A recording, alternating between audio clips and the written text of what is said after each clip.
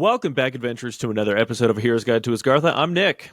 And I'm Chili. And for once, Chili and I matched because I forgot my glasses and I don't remember where I put them. And we had to record for this, which I'm very excited to record.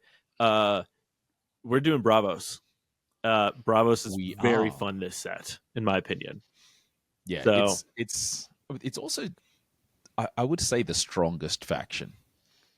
This set, or like as a whole, and this is adding a whole bunch of new tools that I think. Yeah, it really is. I think Bravo's got a huge push this set, and I'm kind of happy about it. Nice. Oh, I'm glad. Even though you're playing Izmir, Lyra. Yeah, awesome.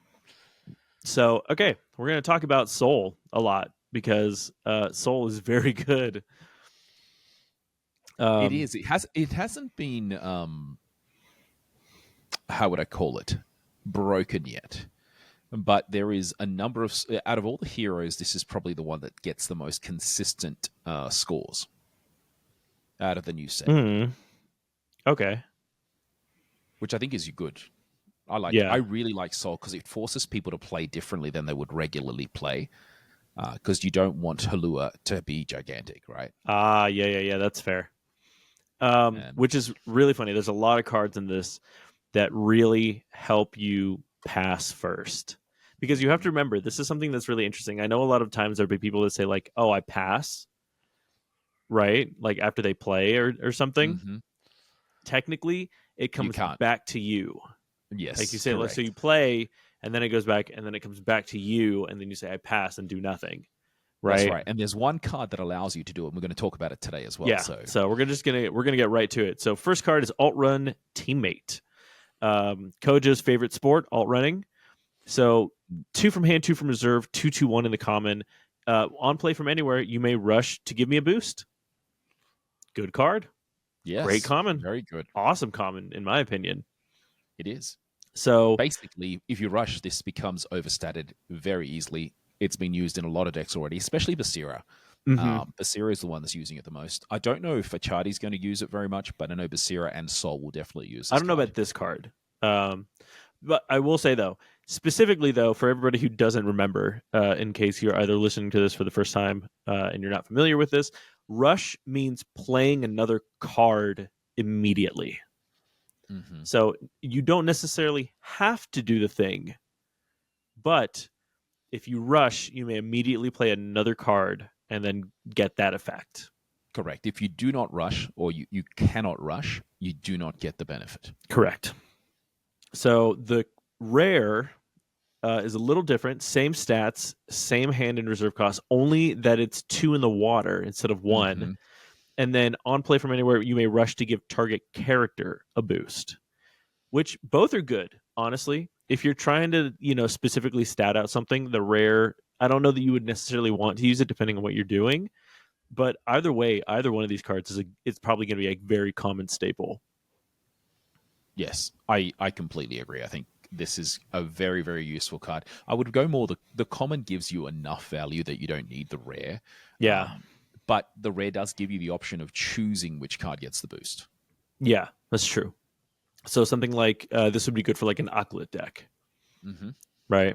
So. Yeah, absolutely. Though it's a rare. That's true.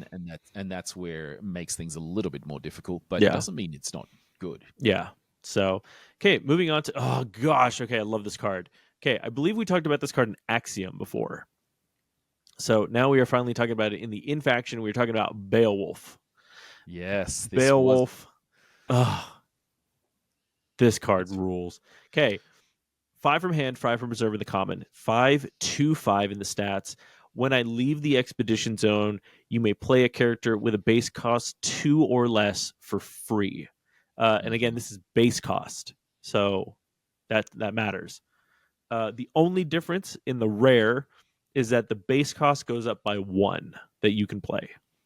Yeah, and I've seen the rare be played a lot more than the common. In Sol and Halua, I've also seen it in Basira, purely because it's got strong stats, and the fact that you can play something for the next day is really, really useful. The other thing that this would also be useful for is if you're playing against the Hunger, Mm-hmm. If you get hungered, you can actually play something out without paying its fee. Really, really good. Late game play, this may not be as strong given you may not get the extra day, but it's fantastic. I see it a lot, and I can see its value becoming very strong over time as we're starting to see basically a cost creep in many of the cards being played.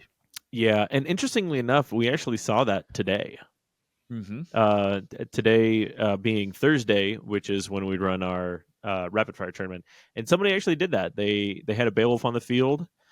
Somebody played the Hunger and got to play something for free. Yeah. So, and they played it. That was really good. And once again, I want to say thank you to the community supporting the rapid fire tournament that we run. We run it purely to help people have an adventure pass, and we get sold out every week, basically, except the 2 weeks leading up to and following Worlds. yeah, That's the only time we've actually had a dip. So, which kind of makes sense. Yeah. But it's still sad when we had only 8 players 1 week, and I'm like, man, what's going on? Yeah. But most of the time, thank you so much for doing that. Especially for the Europeans to stay up to give the Americans a chance, or the Americas a chance to play tournaments that are full, because it gives them a chance to improve their skill set, and hopefully over time we get more and more American participation. Oh, sorry, America's participation. Yeah. So anyway, back to Beowulf. Love this card. Great card. I think everybody should be playing it, in my opinion. Yeah, I think I would have probably changed some of my scoring to make this one be much higher, seeing the benefit in play. And that's the thing, is we made our assumptions before we played any of the games. Yeah. And I like doing that beforehand, because then it allows us a chance to reflect and say where we'd make changes. Yeah. I'll be honest, this is my runner-up for Bravos, this set. This is number 6. This card rules. It's good for a Chadi. It's such a good card. So love this card. Great card. Okay. Now, this is where we get, this is where the parents are fighting now. The dads are fighting. So Bravos Harpooner. I think this is one of the best cards to come out this set. So Bravos Harpooner, 3/3 in the common, 3/3/2. And on play from hand, you may rush to sabotage. Mm-hmm. The rare changes the mountain stat to 2, so same hand cost, same reserve cost, 3/2/2, and the changes from on play from anywhere. You may rush to sabotage. Okay, do you want to talk about why you chose this as one of your best, and then maybe I'll talk as to why I did not choose the rare and I chose the common instead.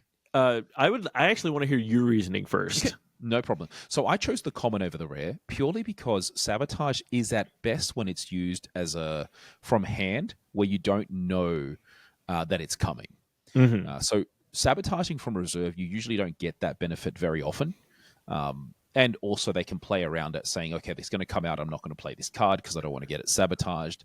So the other thing is, if you're going first, you want to play this from hand.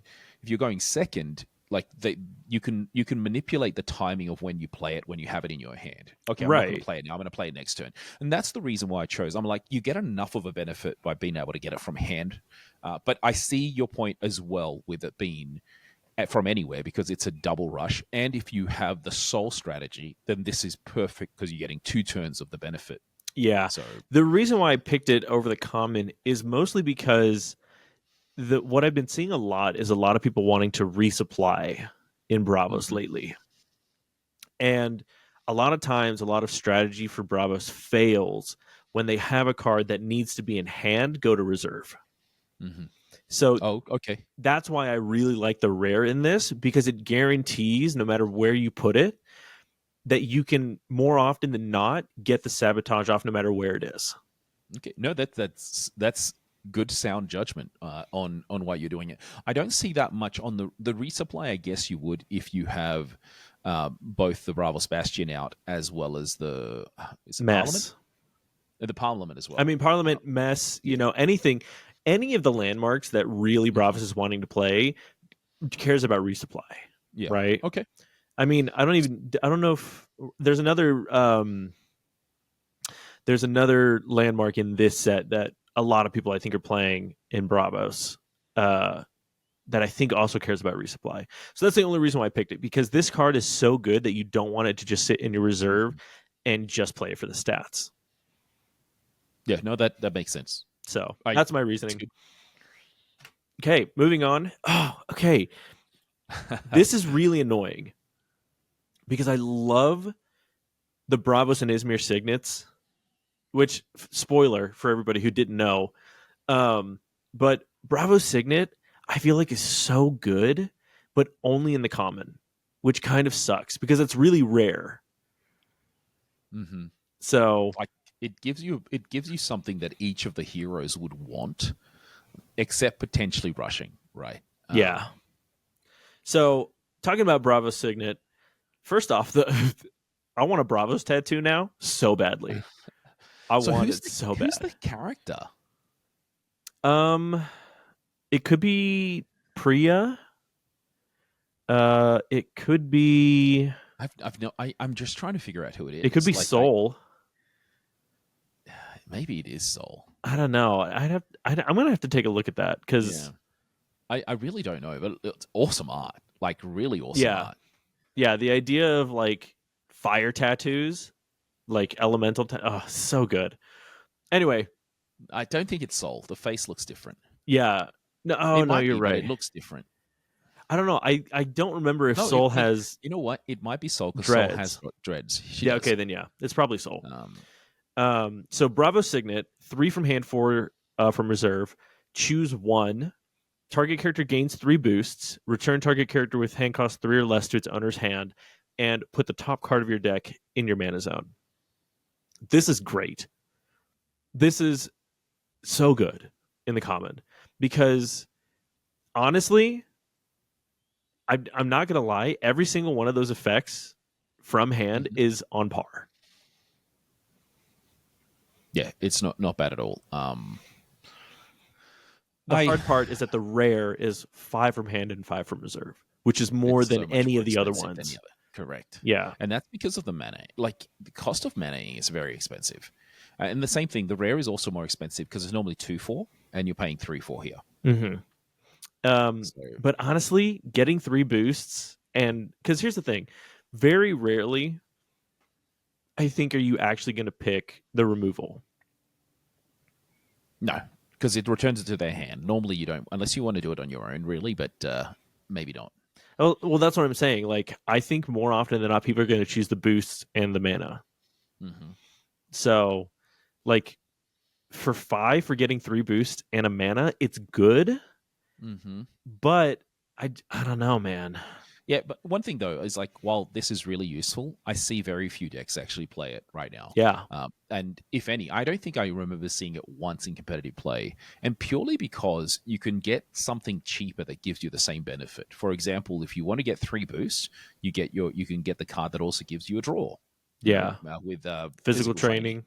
Yeah. If you want a card to put into mana, normally you're doing it with a character, so you're getting the stats out and you're getting this benefit. So, or you're paying 2 resources to do it, or 3 if you're at the rare on the one that allows you to ramp. So, while really useful, I just don't see it getting much play where people are much more specific on what they want. Yeah. Given you don't really want, if you want a boost, you don't actually want a mana. Yeah.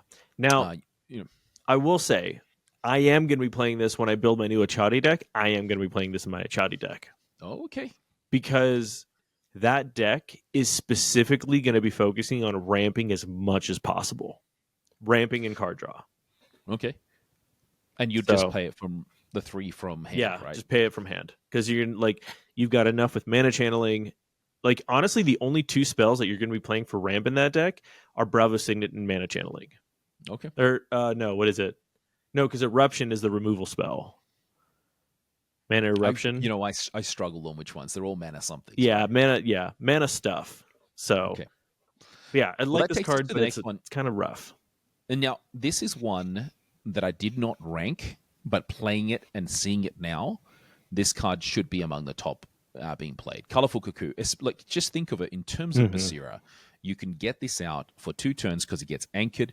You get something to give it a boost. And just note, if another player, if you're playing Basira, if another player puts a character out, you get the boost as well. So you get basically 2 additional stats out the moment this gets played by someone else tries to cover it.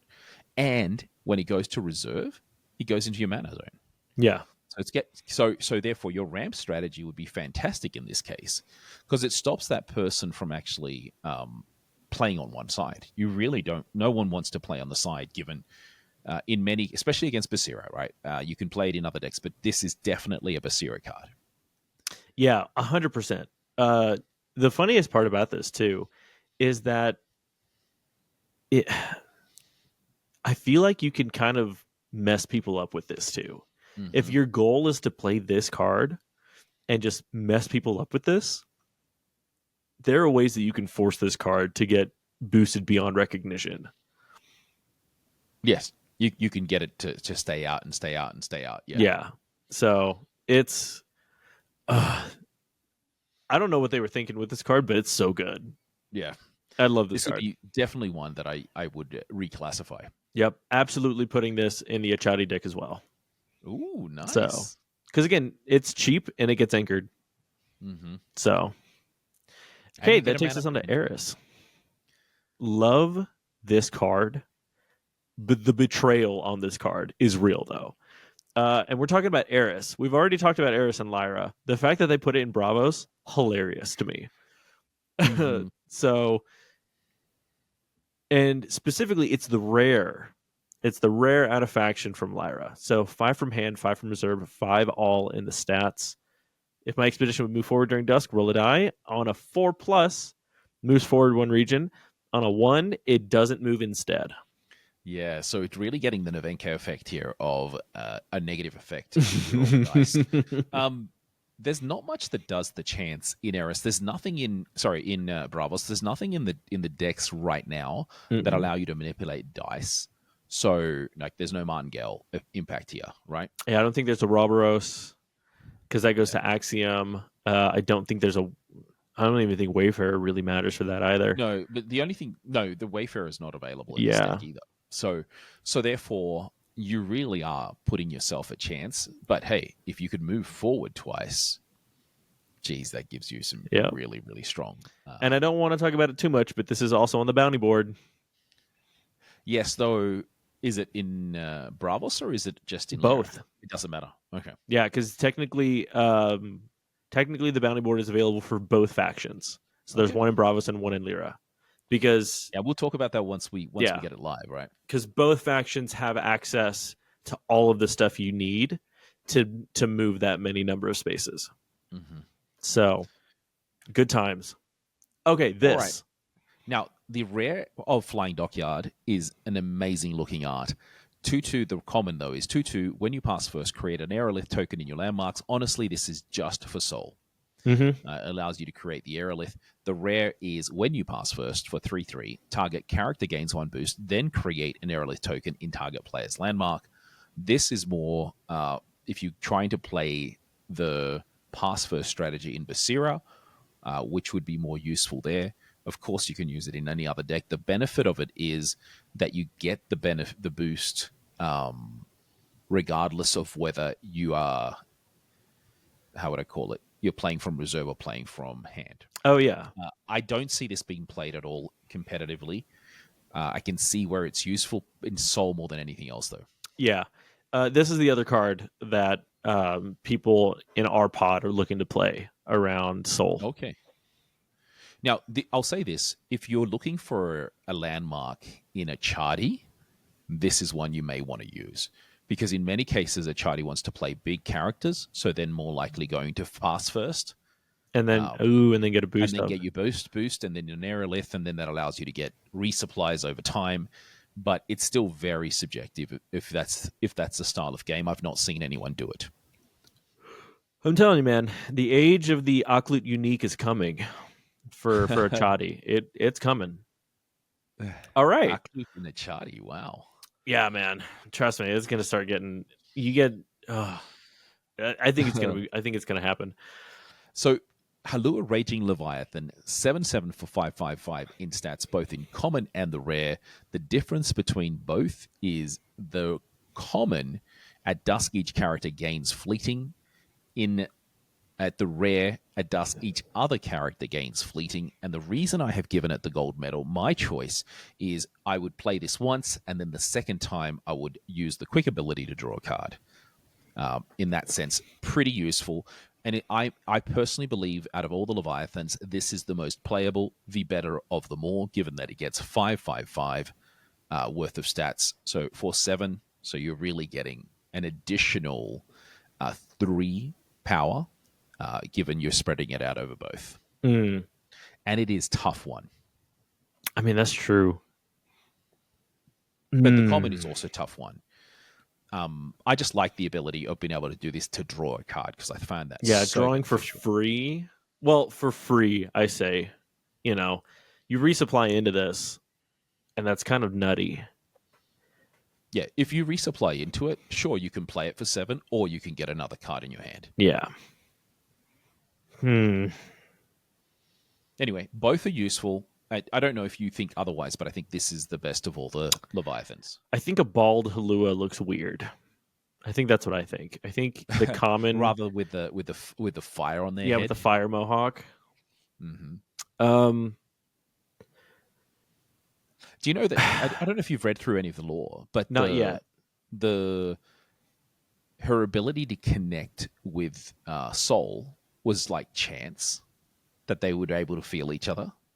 So was it kind of like Kaibara? Something like that, as far as I've read so far.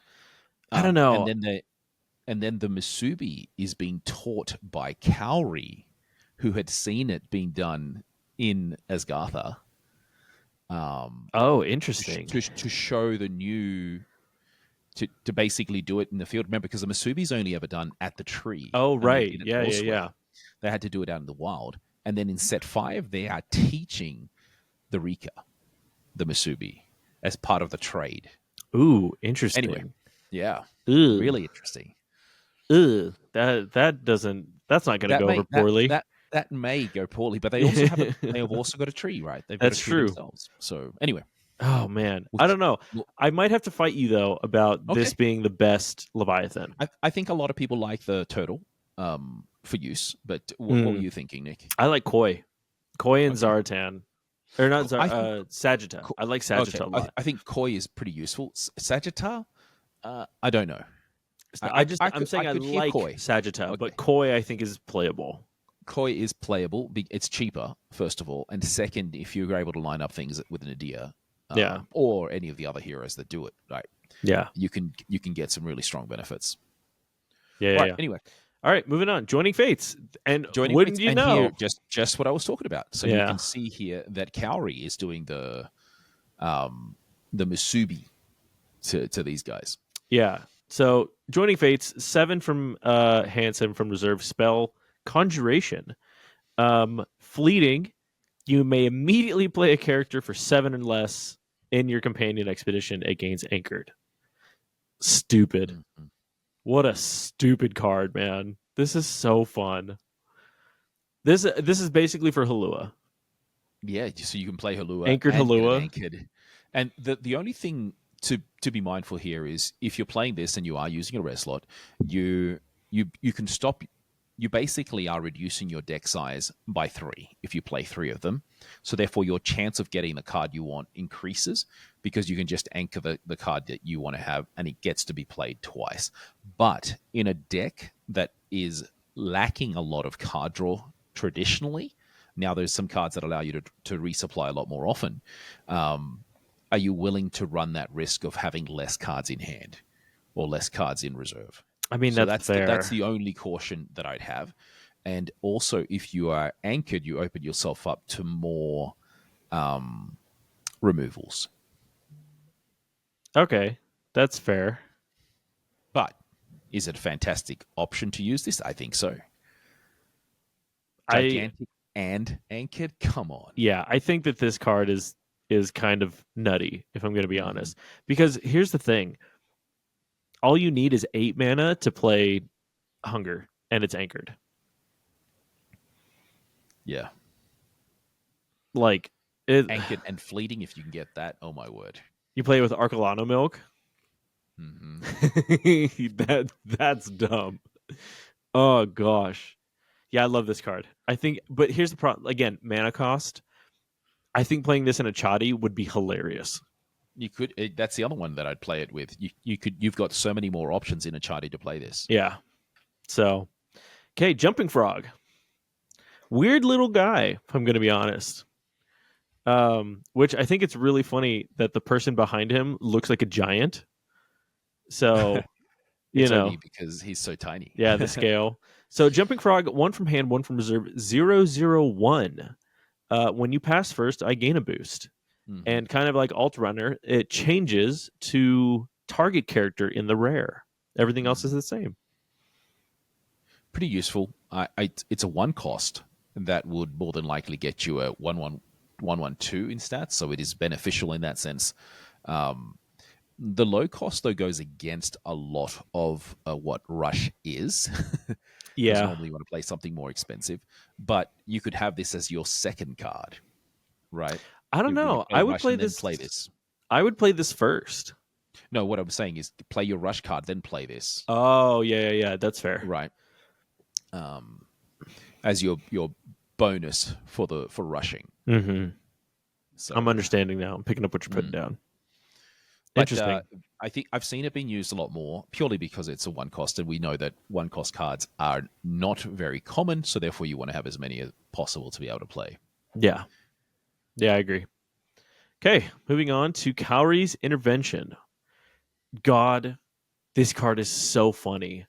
So good. The amount of times that I've seen this in play, and I think it was played competitively, wasn't it? Like this recently? It is. Like, this is definitely an Achati card, but you can play it with any deck because it's an after you. Yeah, it's nuts. Also, doesn't it stack? Yes, if you play it twice on the same day. Yeah, it's like if you play it once and then play it again. You could. But I'll also say here, no one has the ability of paying tough 5. Achati does. You know what? Yeah, you imagine that. If you're really trying to get there, Achati can do it. Sure, I'll do it. If Achati's got 16 mana on the board, trust me, somebody might pay it. Yeah, and just from a storytelling perspective, this is when Cowrie basically stops Soledad and the Bravos soldiers from killing Halua. Oh, that's true, because you can see all the. So Cowrie comes in and says, "Stop! No, you can't do this," because she feels through the skein, both sides. And as you go through it, Halua was actually raised by humans. And so she had a connection, and then they betrayed her. I'm assuming it's female right now, but I don't know if it is. The humans betrayed her. And she looks at humans as scum of the earth perspective more, because all they do is destroy nature. Anyway. And now who were the humans is the real question. I think it's the Rika. You think so? And she references the people that were in the City of Scholars. Yeah. Interesting. This senseless hunt must stop. Interesting. I never noticed the cuts on Halua. That's interesting. Well, those cuts because they started fighting her, right? Well, no. That's what I'm saying though. I never noticed that on the art. So good stuff, man. Great stuff. All right, freaking Koi, man. I love freaking Koi. The problem is though, I don't think it's as good in Bravos. It is not as good in Bravos. It does not have the card draw, which I feel like is the main reason why you play this. I don't. Yeah, as much as I like the gigantic. I mean, can you imagine if you're playing Gigantic Tribal? That'd be really funny. Just playing everything that says Gigantic on it. Yeah, you could. The only way that I would look to play this more is if I've got a Keylon Cylinder out. I think it's Keylon Cylinder. That the next card you play gets +1/+1/+1, mm-hmm. and I'm playing not Achati. I'm playing Basira, because then you can make this 5/5 5/2/5 mm-hmm. gigantic for 4. So but it's circumstantial to be able to get that. It's not easy.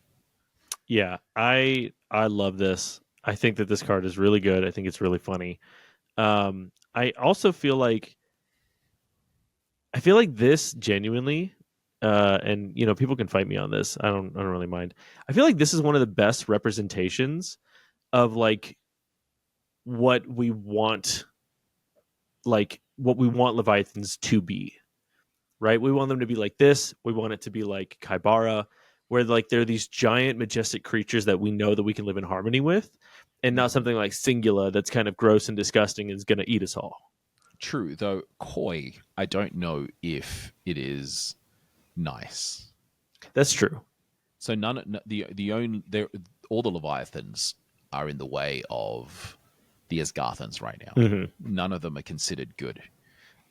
We maybe as part of the storytelling, we'll get to see if any of them do. But I'll say this, from an art perspective, this is as good as a photo. It's so gorgeous. Yeah, it's phenomenal. Have you seen the promo version, the little baby one? Yeah. Oh my gosh. I don't care what anybody says. Baby Koi is the best Leviathan that exists. Wow. Actually, no, that's not true. It's an easy tie between Koi and Sagitta. Okay. Sagitta is probably the best one, though, if I'm going to be honest. Sagitta and Koi. I will tell you this, though. This is a very, very weird anecdote. I know that we're way behind time already. The reason why I like Koi so much and Baby Koi is because it reminds me of Teamfight Tactics, which you can have like a little like buddy hanging around you. And I have something called a Void Maw. And it reminds me of Koi. I'll have to show you later. Nice. It's really good. Dang it, everybody's playing this card. All right, Leviathan Spotter. I think this is a very good card. Yeah. It's card draw. Why would you not? People are already playing the 3/1/1 or 3/1/1 in Forest. Why would you not play this? I don't know if you need to play the rare. I think the common is good enough because in Forest you'll be able to progress pretty easily. For 2 resources. And most decks will have a card that costs 4 or more, unless you're playing more than likely like Kojo. Kojo's probably the only one that wouldn't. Now, it's incredibly useful. I like the rare from an art perspective, make it look more like they're Scottish. The conch looks amazing. Very, very useful card. The only downside is you got a 0 stat in Forest. Yeah. So 2 from hand, 2 from reserve, 3/0/2.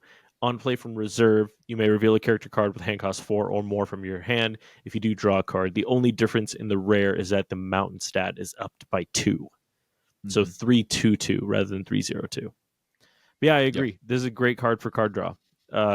Every Achati should be playing this. Every deck should play this because it's just a 2 cost. Yeah. So, okay, moving on to Lyra Aerialist. Mm-hmm. Which I like this card. I wish I could play it. I don't think I'm ever going to play this. I don't think it's the greatest in Bravos. Now, once again, if we look at the same thing as we did with the prior card, 5 stats in a region for 3 is fantastic. Yeah. And if 3 or more single terrain regions are visible, so basically towards the end of the game, this is 3 for 5/5/5. Yeah, because it's basically a winter outfits. It's a free winter outfits. Yeah, and But you only really get to play it towards the end of game. Yeah. Which is just fantastic because it just needs to be visible, right? Yeah.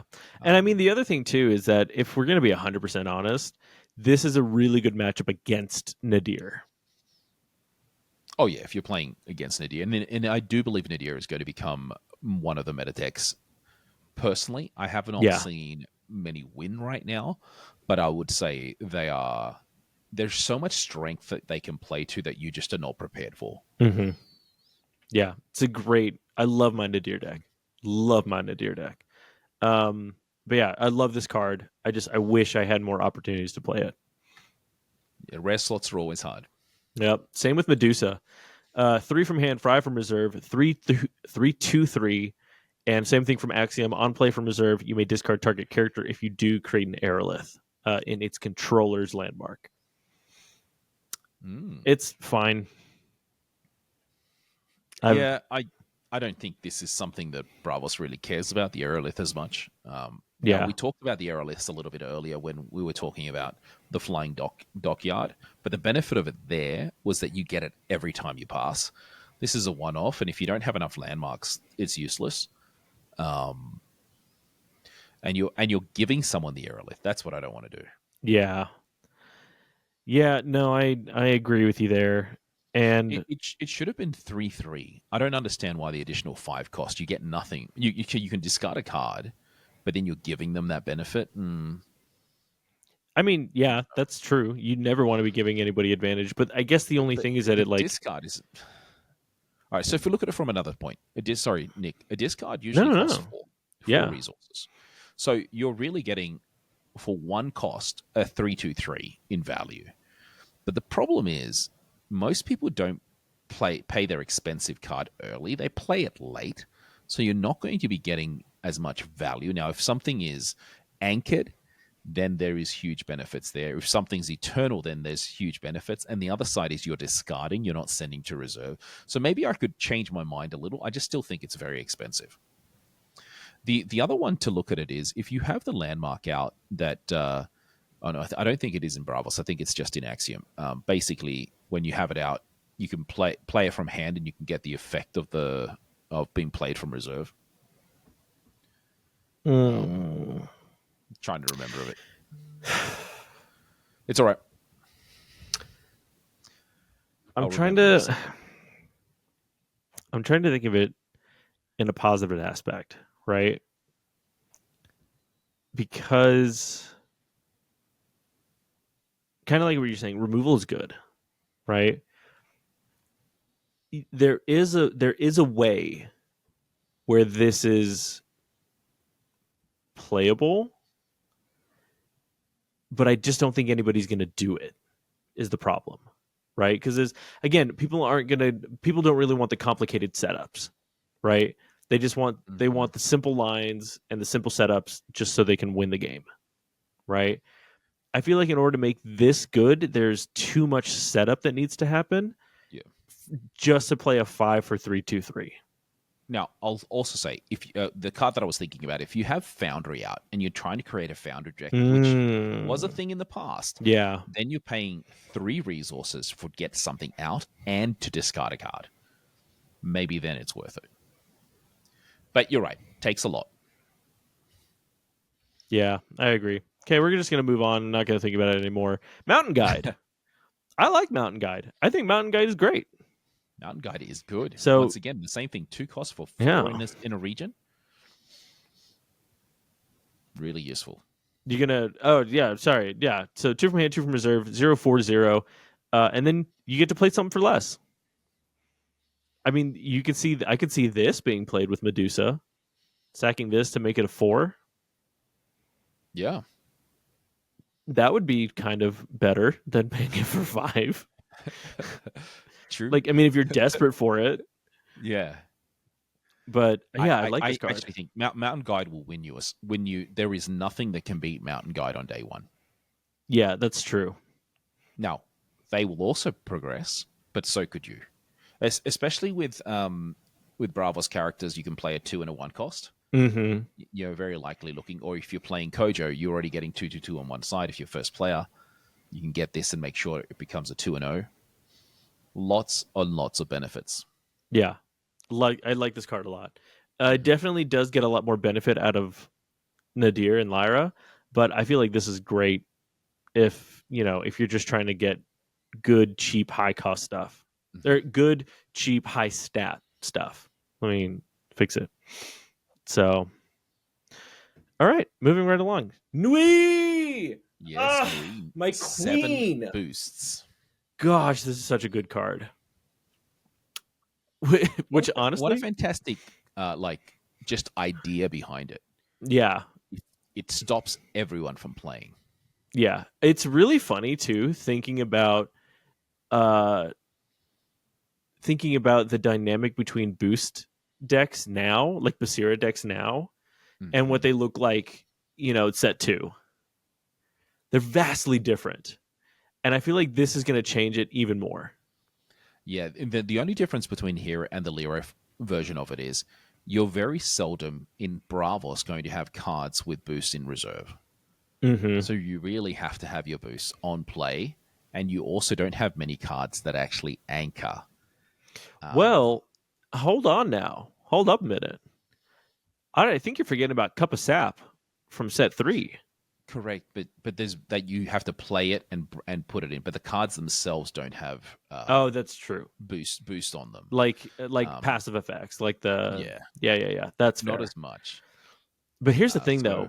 Cup of Sap with this could be huge. Like, sure. If you can do that in the same turn, that because it's only what six stats. Yeah, the way that I'm thinking that you do it is with the Bravos Excavator, where when it leaves play, then if you've boosted up your Bravos Excavator, you can actually pass those on to other cards. Mm-hmm. That would be the way that I'm thinking of it. Once again, there's going to be better deck builders than me.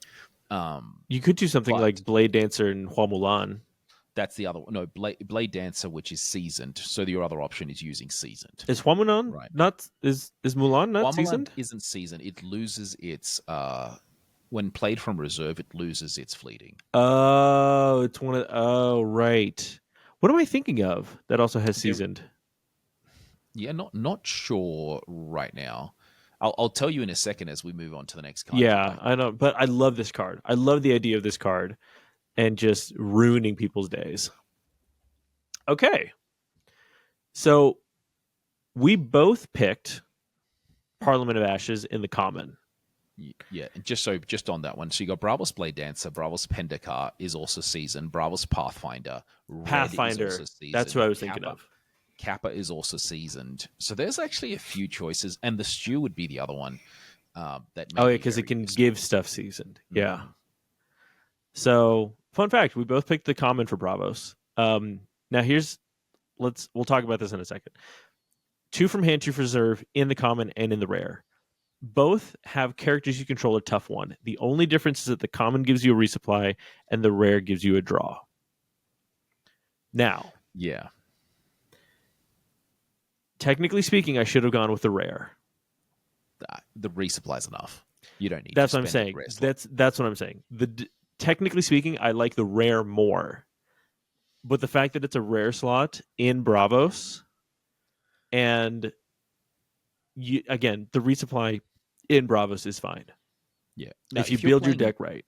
Yeah. If you're playing draft, I would draft the rare. Mm-hmm. But I think from a perspective of, marginal gains, the resupply is good enough. Okay. No, I agree.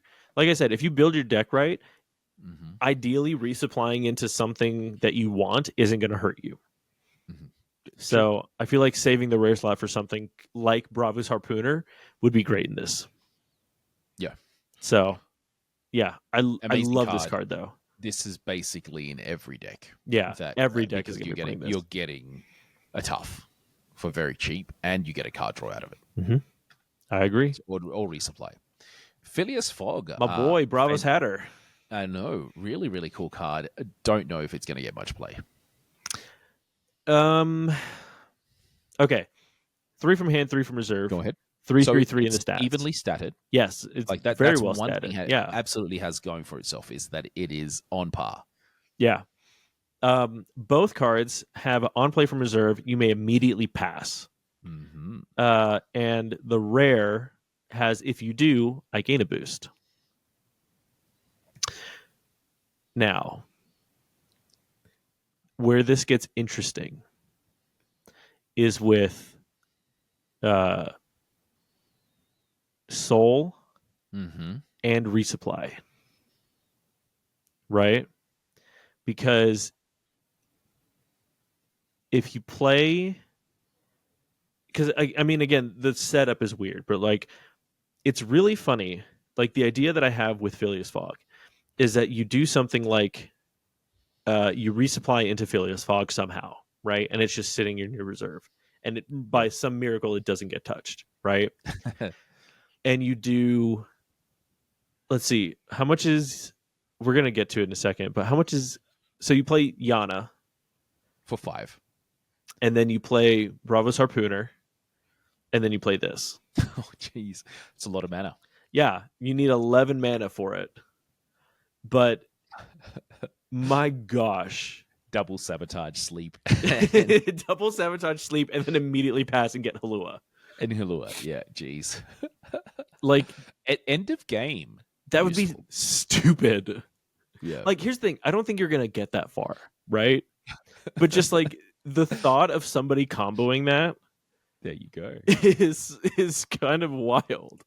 Yeah. And that's another, and I keep saying these because they're just so much fun to think of these ideas. That's also on the bounty board. Is getting 3 rushes in one turn. I think you can do that pretty easy though. It depends on what you rush. I mean, we can set stipulations like you have to rush 3 times, sabotage twice, and resupply once, or something like that, Yeah.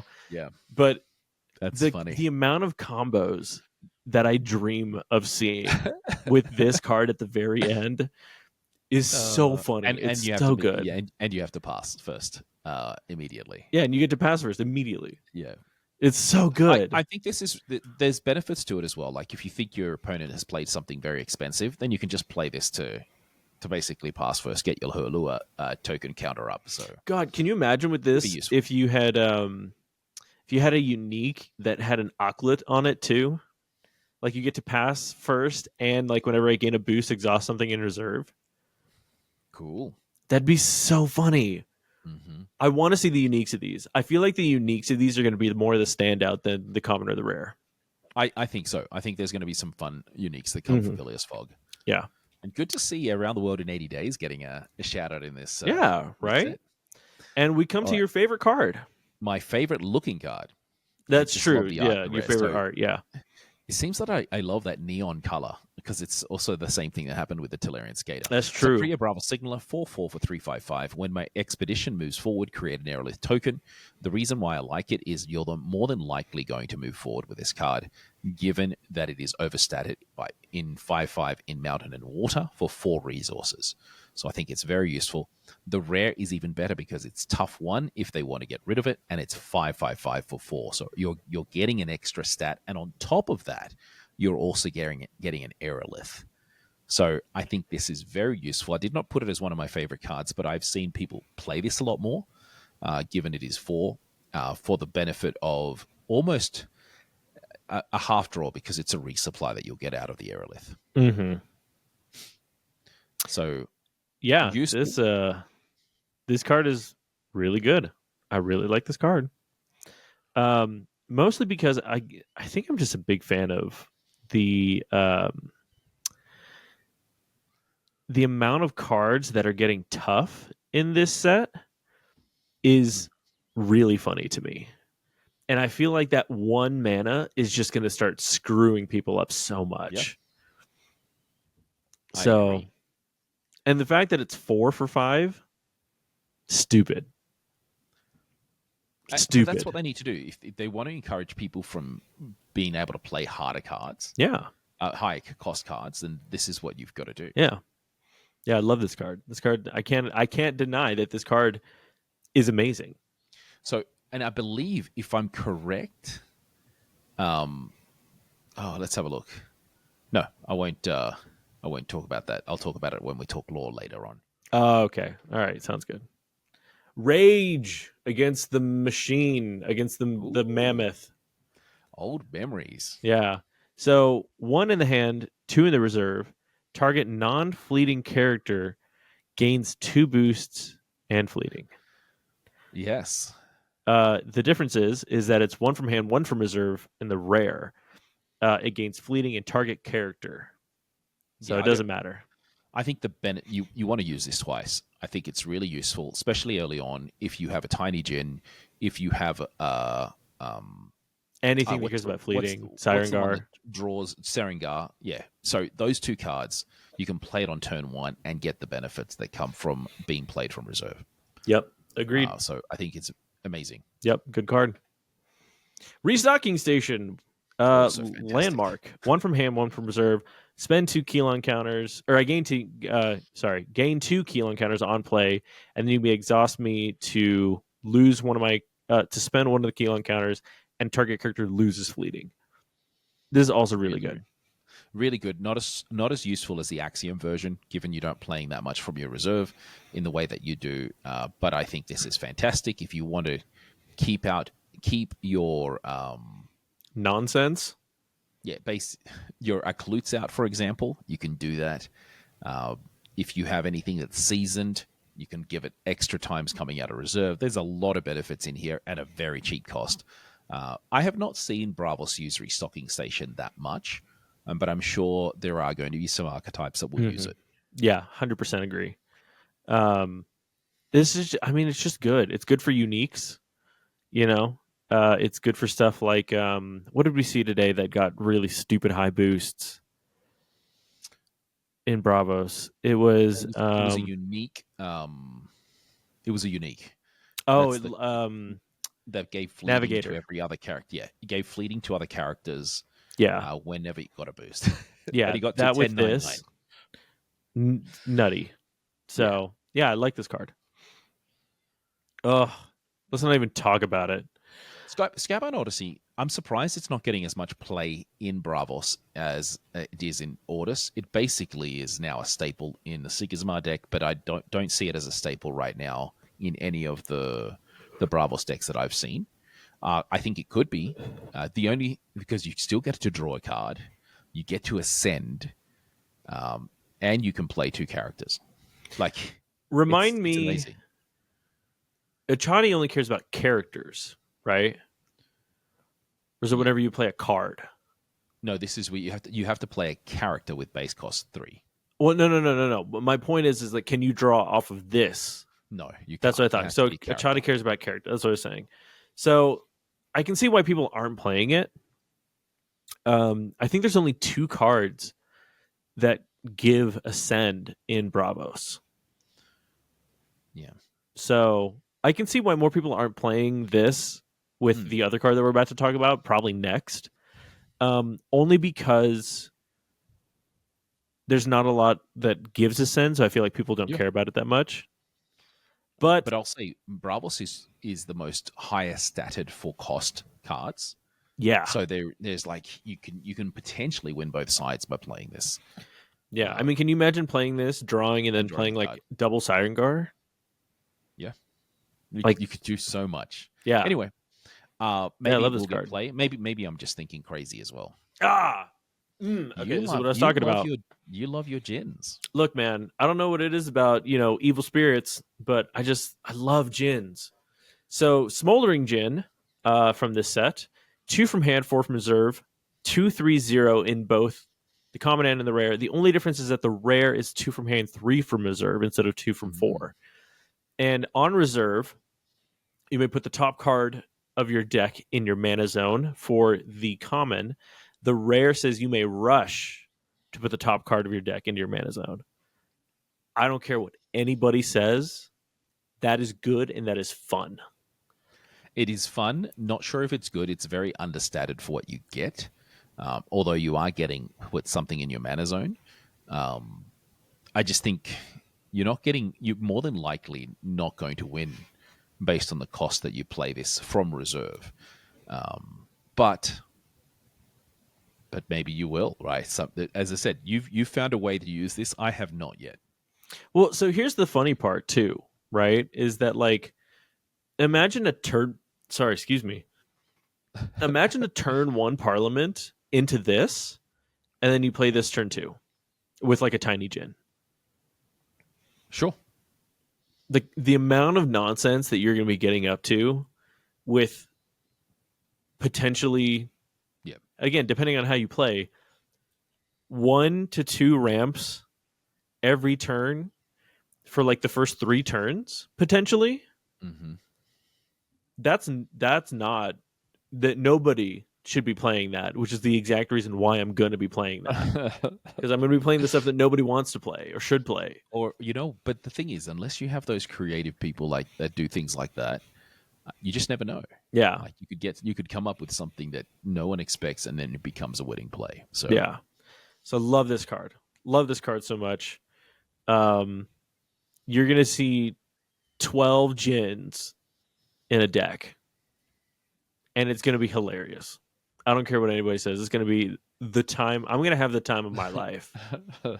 Good. So, moving on to Soul's Hunt, which arguably I think is one of the most interesting removal spells ever. Oh. So, 4 from hand, 4 from reserve in the common, fleeting. send target character to reserve, you may rush to sabotage. And then the rare is 3 from hand, 3 from reserve, with the stipulation that you may send target character to reserve, and if you are the first player, you may rush to sabotage. Mm-hmm. This is what I'm talking about. This, with like the other rush mechanics that you get in Bravos, you have 9 mana end game. Yeah. This is gonna hurt people so much. This hurts most of the meta decks that care about stuff in their reserve. And it's going to be so much fun to see people just lose their mind over this. I think it has potential for really good use. Would you go for the common or the rare though? Oh, you'd have to play it in the rare. You would have to. But then you have the extra stipulation of being first player. Which, technically speaking, is not that hard to manipulate in Bravos. Late game, it can really be That's true. Huge disturbance against your player. Like, because you can potentially, like, this is the crazy part. Because if the card has fleeting, and you play this, you're basically getting rid of a card, and you're getting rid of a sabotage, and you're sabotaging too. Yeah, that's what I'm saying. Like anything with like Axiom, Fen. I mean, even at some point, Sigismar. Like if you're late game Sigismar and you have something in the reserve that you really don't want coming out. The only thing against Sigismar is you're paying more than what they've paid to bring out the cards. True. That's the. Yeah. No, 100%. That's the concern I have with playing against those very cheap decks. Yeah. All right. Suha. The peanut butter to Yana's jelly. Suha Korgan operative, 3 from hand, 1 from reserve, 1/0/0 in the stats. On play from hand, I gain 2 boosts. And when I go to reserve from the expedition zone, you may sabotage. Fantastic. Good card. Love Suha. Suha is great both here and in Izmir. Really makes you wonder who those masks are. Yeah, weird looking masks that seem to be floating. Yeah. So I'm interested to see what comes of Suha. So look at and a reference to Alice in Wonderland. Yeah. So all right. It's interesting too, though, that like it makes it sound like I know that it's a group, but it makes it sound like here that Korgan is a person. Like just the way that I read is like by accepting the Korg. Oh, never mind. The Korgans. Yeah. You have to remember I don't have my glasses on, so I'm kind of like half blind. But it could be related to a Korgan that. Can you imagine somebody's name being Korga? Yeah, no, but I mean, it could have been based on someone. Yeah. So maybe it's. Oh gosh, I just had an epiphany, and that'd be really interesting if that's true or not. All right, I'm gonna wait till we get to Yana so I can filter this through my brain. Because guess what? We got Tane. Yes. Which I believe is another African deity. But I don't remember. Tane, see, to me, Tane looks more like he's Polynesian. More poly than... I mean, that's fair. That's what it looks like to me, and it sounds like to me. But I'll have to take a look at it. Yeah. So the history is Maori. Yeah, there you go. Maori mythology. Oh, it's Maori. Forest and birds. Yeah. Oh, that's sick. He's the son of Rangi. Rangi, the Sky Father. Ooh. And Papa, which is kind of different. Papa, the Earth Mother. Papa means mother in Maori. In Maori. And in Spanish, though, and also French, it means dad. So it's a complete opposite. Yeah. So Tane, 6 from hand, 6 from reserve, 5 all in the stats. Tough 1.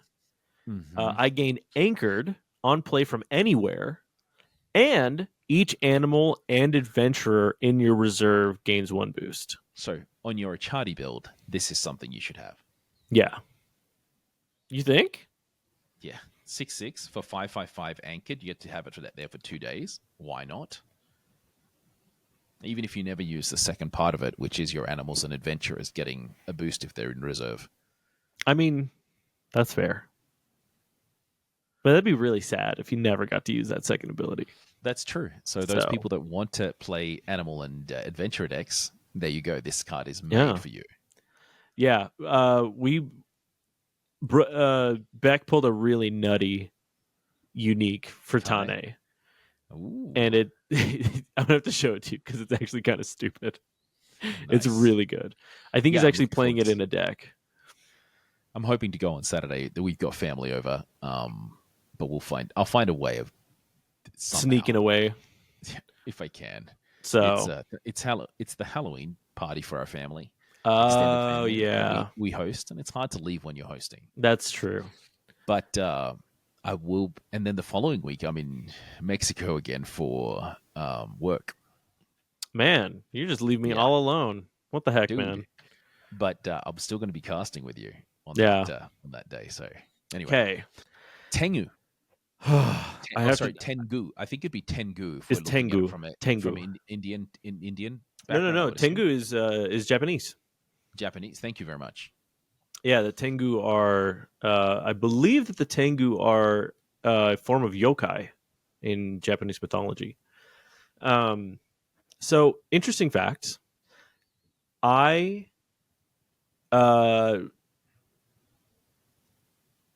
took this out of my top 5 to put in Parliament because I forgot about Parliament. Okay.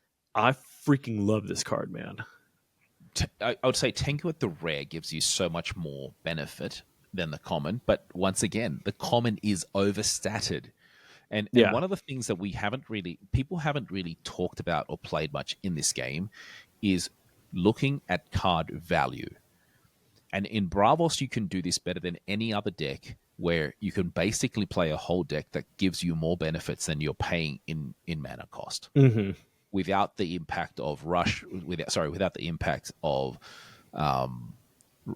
sabotaging, right? You think this is something that we need to look into, and I know I said when we first started the podcast that I'd start looking into that. I just haven't had the time. Yeah, because and the interesting thing is that as time goes on, it's going to be more complicated to look at because the amount of cards that you're going to be able to play that potentially have that mana curve, like the curve versus value, is going to go up. Absolutely. And I think when I think of how Rinku won, he thinks of value. Yeah, absolutely. Like his whole thing is, why would I sabotage when I'd rather get rid of a card after they spent resources? Yeah, very smart thinking. Yeah. But Tengu at the rare, really, really good. Did you like the rare or the common? It was the rare. Yeah. Look, the rush mechanic, unfortunately, is probably one of the better mechanics that they've come out with since the start of the game. I love the rush mechanic so much. The level of nonsense that you can get up to with the amount of cards that they've... And here's the thing. They've essentially given rush to almost every effect. Yeah. And in terms of the payoff for rush, you can basically get anything. Yeah. There are a couple that we're still missing, which I wouldn't be surprised if we didn't see any of them. But even then, for what we have that you can get out of rushing, there's so much value that you get out of it. Agree. So, which, fun fact, this is the first time that we see kind of the player aspect in a standard set card. So, what do you mean by that?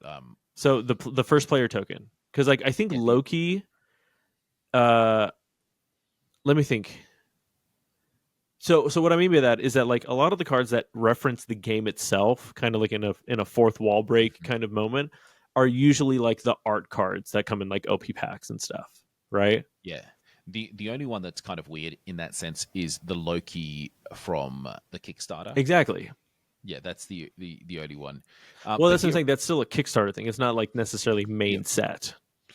But here, 4/4 for 4/4 or 3/3 for 3/3 at the rare when played from hand, if you're first player, target player becomes first player, which is awesome for Kojo, awesome for Soul, allowing you to basically ensure that you pass first. Very, very good.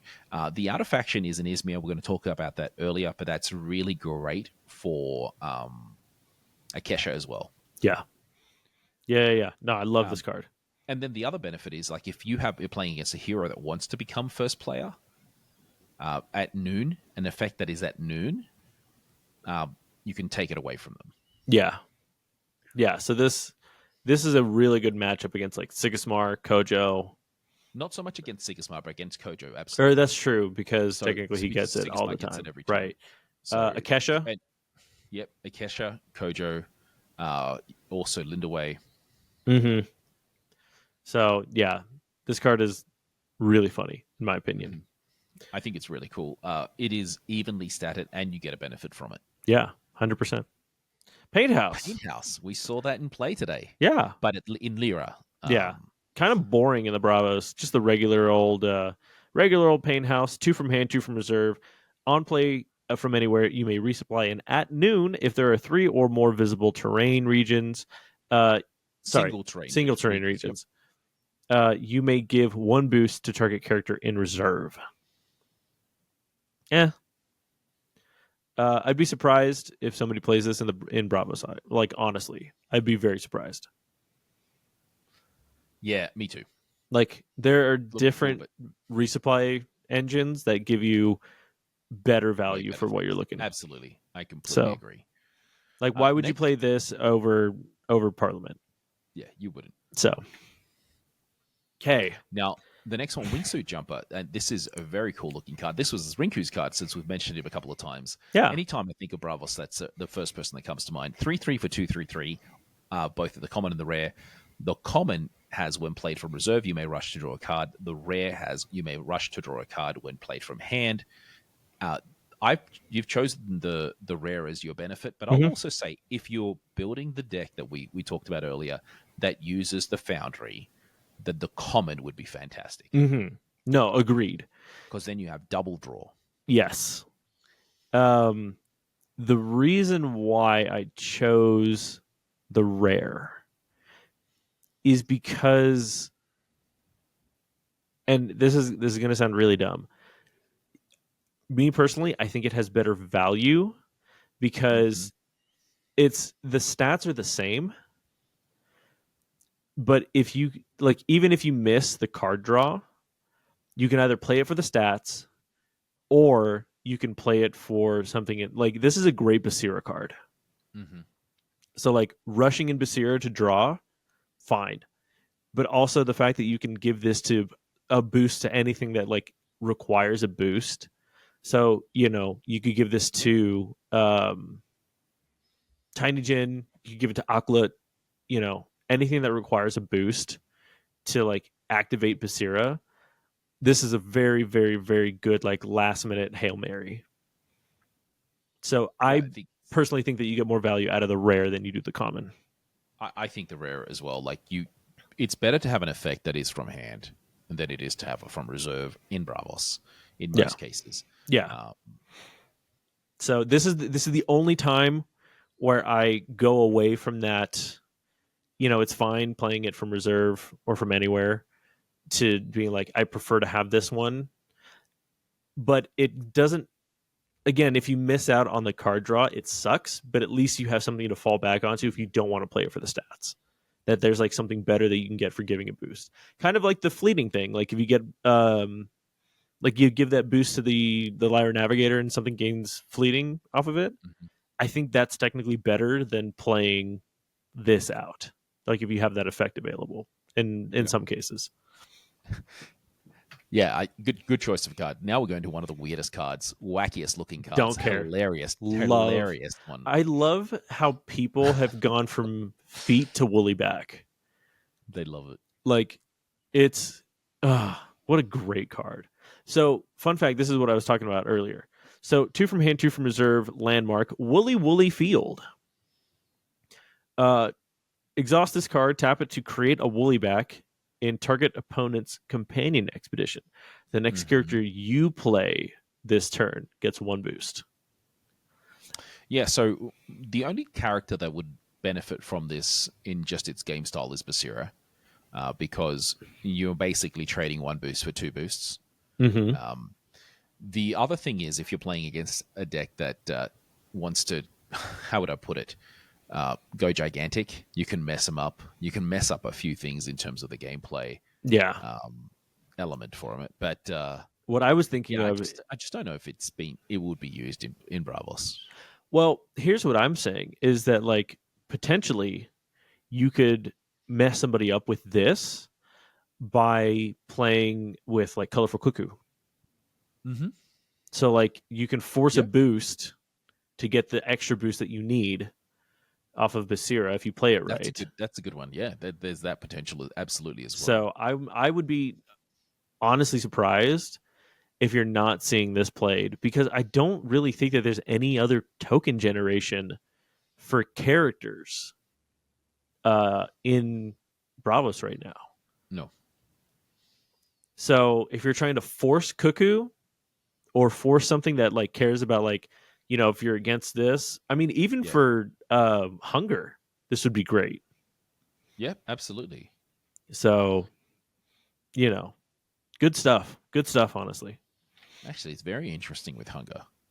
You're welcome. Listen, this is what I'm here for. I'm here to give you the weird ideas that you'd never think of before. All right, now we get to my girl. You picked my card. This is my girl. This is actually my wife in real life, 100%. Because she did voice it for sure. Yeah. So for anybody who forgot, when we did our card reveals, my wife actually did the voice acting for Yana, and she blew it out of the water, 100%. So Yana, Corgan Informant, 5 from the hand, 5 from reserve, 4 for 4 in the stats. Little understated. Here's why. You may have target on play. You may have target character gain a sleep if it is facing me sabotage. Now, you listen here, Chili. This is a great card to go up against a gigantic Hunger. And we saw that earlier today. And we were both confused because we were like, what the heck? Because technically Yana says, if it is facing me sabotage. The thing that I constantly forget about is that gigantic characters, while the physical card itself may not be in the other expedition, that does not mean it is still not present there. Yeah. I actually think this card is very useful. Yeah. It is understated, but it gives you 2 potential benefits. The hard part is you need to make sure that your opponent, what you're sleeping, is a cheap card, or it's end of game, where you can basically get rid of 2 of their cards by playing this. Mm-hmm. Yeah. I love this card.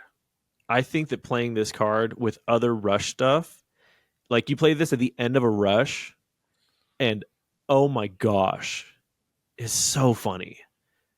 Like this with, and the problem is, again, high stats, right? Mm-hmm. You play this with the harpooner. It's chef's kiss. It's so good in my opinion. I love this. I love the idea of this. You play this with alt runner, set like sleep, sabotage, and draw, sleep, sabotage, and sabotage, sleep, sabotage, and boost. Like the possibilities, Chili, are endless. That's true, but you do need to have a lot of mana available. Listen, but you need 8, 9 at most. How can I not love my own card reveal? Come on. I mean, that's true. Also, it makes me wonder what kind of alteration that she's using. I'm not sure, because the Quaggan kind of mess with everybody. Yeah, but she is an Ordis person. Like, she's affiliated with the Ordis. Mm-hmm. Whether that means that she's in the Ordis, not sure. I think she is, though. Yeah. So love this card. Mm-hmm. All right, and comes to the last card. Izmir Signet. 3 from hand, 3 from reserve. Fleeting spell, choose 2. Send to reserve target character with hand cost 2 or less. Sabotage and draw. I like this, but I don't see it being played much. Now, I'll be 100% honest. much like the Bravos, I do not think you're going to be using that first effect. I do not think you're going to be using the removal effect. The way you do want to use the removal of 2 or less is if they get a benefit from for example, drawing a card. If at dusk effects, you would. The other one where you'd want to use it is if you're playing against an Anansi that has been boosted up, because that costs 2. It's 3 from hand, 2 from reserve, so it won't work against Anansi. Yeah, and that's kind of well, no, and this because this is oh no, you're right, hand cost and yeah, hand cost. So that's kind of the point, is that like there are, I wouldn't say infinitely better, but there are better benefits from getting the sabotage and the draw, because now, unless you're like me and you're an idiot and you're playing your Navenka deck and you boost up your given Wooly back and that's been anchored twice, you boost it to 10. Like in a lot of cases, you're not going to be using your removal. Like, and that's just my personal opinion. Yeah, but once again, you may need it. Like having these 3 options is fantastic. Right, and that's kind of why I like this card, is because like it's there if you need it. You're playing it for the sabotage and the draw. Mm-hmm. We all know that. We all know that most people are going to be playing this for the sabotage and the draw. The fact that you get a draw and a sabotage off of it for 3 mana, excuse me? Are you kidding me? That's insane. It's cool. It's nutty. All right, that does take us to the end, and we should be saying goodbye, or at least until we get the next video out. We got one left. Cool. No. Oh, no. No. I lied. Oh, no. We got, let's see, who we got left? We got Izmir? We got 2 left. We got Izmir and Muna. And we have Muna to do. Correct. Yeah, Izmir and Muna. Which, saving the best for last, question mark? Yeah, question mark. Saving the funniest for last? Well, this has been fun. Looking forward to the next couple. We are going to get these out before the tour boards. That's going to actually be great. That's an improvement from last yeah. We will do that, I promise. But everybody, thank you so much for watching. Thank you for so much for listening. We had fun doing these. We love doing these. And just remember that we are very appreciative of you guys. You guys are appreciated. We are also very appreciative of Equinox for everything that they've done to help us get a bunch of fun stuff ready for what we are going to be calling Season 2. So this is, now that Worlds is over, this is Season 2. Technically speaking, this is Season 2, but we haven't started marketing it yet. It's Season 2. So I'm not going to lie. Season 2 will probably start after we get these done. Okay. So, but yeah, we are very excited to start Season 2 with everybody. So you better buckle up because we got stuff planned. And with that, we'll see you on the next one. Hasta luego. Ciao.